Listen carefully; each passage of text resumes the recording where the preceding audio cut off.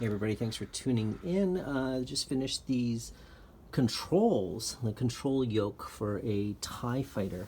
So this is going to be a prop for a complete one-to-one scale TIE fighter cockpit that's being built for Bucketheads, which is going into an episodic series that's crowdfunded. And as you may know, I worked on the first Bucketheads as a costumer and prop maker. And on this particular series, I'm the art director, but I'm also still making some stuff. So this is, the controls that basically plug into the cockpit. So Caleb Friesen's built this amazing cockpit that this is going to go into. Just to kind of show you some things here, there's nothing here that's found at all except for those switches. Everything's been 3D modeled and 3D printed. So these are the steering yokes.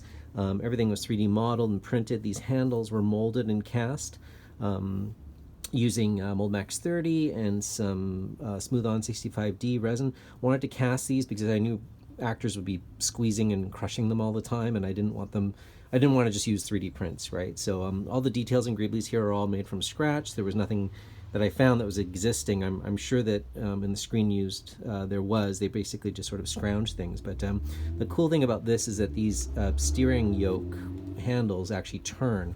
So you would turn both of them at the same time to make it look like you're steering the TIE fighter, right? So all of these are either FDM or resin printed greeblies. And then let's move our way over to the control panel. So these are functional toggle switches. There's going to be a panel that goes here with LEDs to cast and project some lighting onto the TIE pilot's face. So you get lots of nice kind of interactive light from like warning signs or targeting, that sort of thing, shields. Haven't finished it yet, but I might make some Orabesh letters here for just some labeling.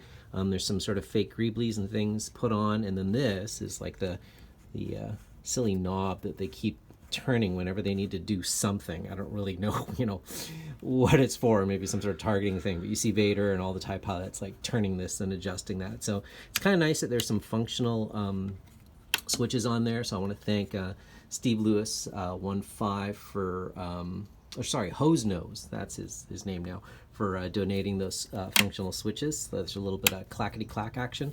In a future production, we may replace that LED panel with like an iPad or some sort of cheap tablet so that we can have kind of targeting displays on it. But that's kind of for later. But for now, this guy is ready to go to set. All right, thanks for tuning in.